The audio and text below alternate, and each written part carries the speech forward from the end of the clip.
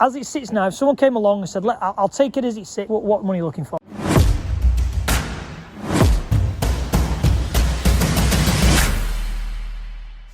Welcome back to another video.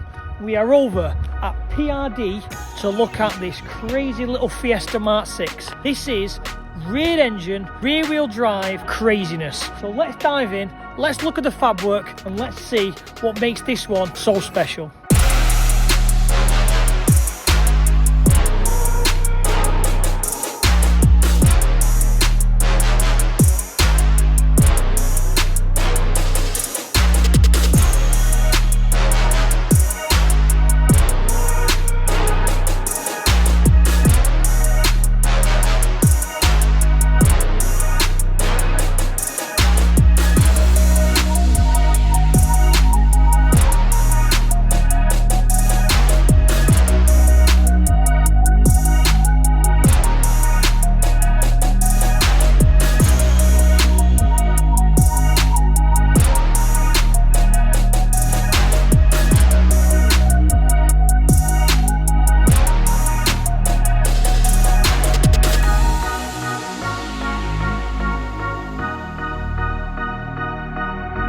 So we've come over to PRD, Parkin Racing Developments. They're over in the Doncaster area. So look at their little crazy Mark 6 Fiesta. I saw this on Facebook, it just popped up and all I saw was a picture of the engine in the rear. I had to jump on it and I had to come and see it. And this one is definitely up there with some of the interesting fab work with the roll cage and the engine. This is obviously a Mark 6 Fiesta, started out as a Zetec S.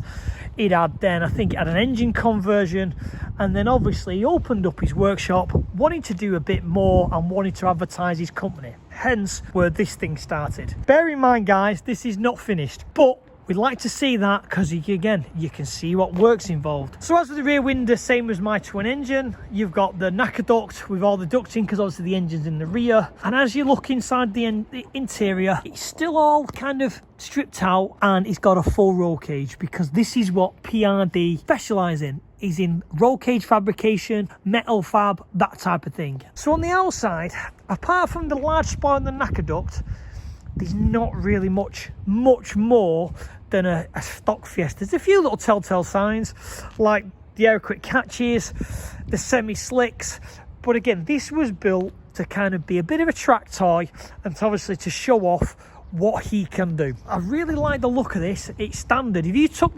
the spoiler off, you could literally, you'd never ever know. Little touches which I like. As a metal guy, he pointed out the exhaust system, and now the reason why he pointed the exhaust system out is if you look from the rear, it's the point of, you see the two frame rails, you can see the back of the gearbox, and he's put the two exhausts either side because he was and how to design the exhaust. But I think from the rear, you're looking at it and you go, hold on a minute, why can you see a bit of a gearbox and whatever you back here? So that's a nice little touch from the outside. That's the only real telltale thing that gives it away. So let's open this bonnet, let's open this boot, and let's dive in and let's have a look at what the engine's all about. Thanking you. Look at that. Now, what makes this one a little bit different to all the other rear engine conversions is the way the engine sits. Because if you look at, say, my twin, the Nova I've just done, all the other ones, the engines normally sit east to west. And this one obviously runs north to south. Some of the reason for that is, which makes perfect sense, is for weight. Because you're putting the engine in front of the axle to centralise the weight of the car to help with balance. Makes perfect sense. And I can see why it's more of like a mid-engine setup. Technically it's in the rear, a mid-engine setup with the long gearbox at the back, obviously with the two drive shafts which tail off, as you can see there and there. So this is a 225 BAM engine from an Audi TT. It was going to be done in many iterations. Unfortunately, work has stopped on this car due to the fact of building a business, building a client base and having to do customers' cars. Final spec We'll find out in the future where this goes and what kind of finish it gets, but I'm pretty certain someone's going to either do this as a complete track car, or they're going to have some fun and go balls out and go some big horsepower. So what gearbox is this running? This is running an Audi A4 gearbox, don't know the gearbox code. Goes off to a custom double wishbone setup, which as you can see there, which again, if you follow this channel, that there will stop any type of bump steer, which again, as I've said 1,000 times, is the Achilles heels of these rear wheel drive setups, because a lot of people use the front suspension off the model of car. Hence, technically what some people have done is welded the front of a Fiesta into the back, which again would work, but you're fighting bump steer. By doing the double wishbone setup, as you can see, all there, it doesn't suffer from this. Obviously, it's got a full custom cage all around, all custom solid mountings either side, down there. It's got a full exhaust system, which obviously still needs finishing off, but again, full stainless exhaust. And what is nice about this one is too many people make them very, very fussy, as in there's a lot of stuff going on in the rear. With this one, it's very clean. You can see the engine, you can see what's going on, and I really like that design, because when you walk up behind these things, they have to have some kind of presence and some kind of individuality, and it draws people in to see what the car's all about. Tom from PRD, tell me a little bit about the car. What made you build it? Why did you build it? Built it just to basically prove what I could do as a business. You know, a bit of advertisement, I guess, more than anything. The car obviously started out as a Z-Tech S 1.6. I blew the engine up, put an ST engine in, blew that up at Cadwell, first day out in it. And then just to prove what I can do, like I say, just did this. So obviously I've seen this online and I've jumped on to come and see you. Since in between getting me to come over and film everything, you're putting it up for sale. Why are you putting it up for sale?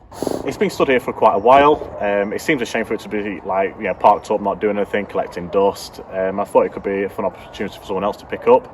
And the money that I want to get from it, I want to reinvest back into the business. I want to buy CNC machinery and, you know, keep progressing my business going forward. So what type of money are you looking for as it sits now? As it sits now, if someone came along and said, I'll take it as it sits, what money are you looking for? £4,750.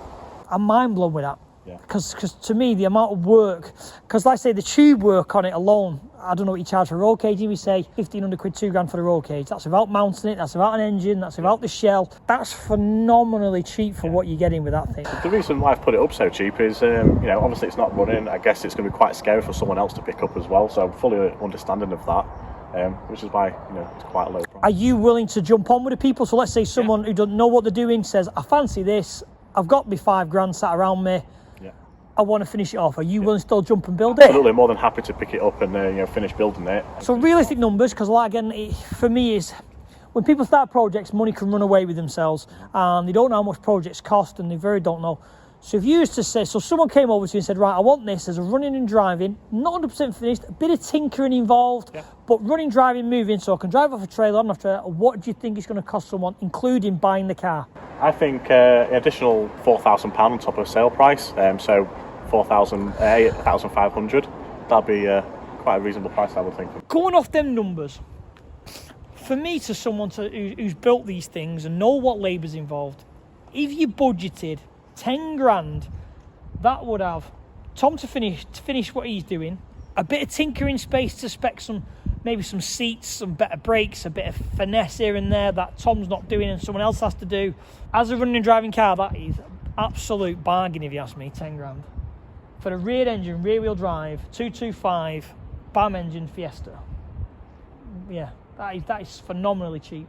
I can't believe it's still here, if I'm honest. As you can see, this is how it's all fabbed. As I've said, fully roll cage at the rear, the floor's been cut out, all kind of space framed, and you can see the engine where it sits lengthwise. And I think it's a really clever idea that he has put the weight a little bit more forward to help with the weight distribution. Even though, take the twin, it does have near enough 50-50 weight distribution over each axle, but again, I think this one would work very well because the weight is very much a little bit in front of the axles. Be interesting to see how it handles, be interested to see what it does. Looking at the clocks, very much Fiesta. Nothing really changed up here because obviously it's still work in progress. Everything's still to finish off, everything's still to work. Full roll cage at the front. Really, really nice work. Very, very well executed. I'm looking forward to seeing this thing finished, completed and run, to see how it handles, to see what happens to it, and see what kind of power it gives off, and see how the engine sat so far forward works.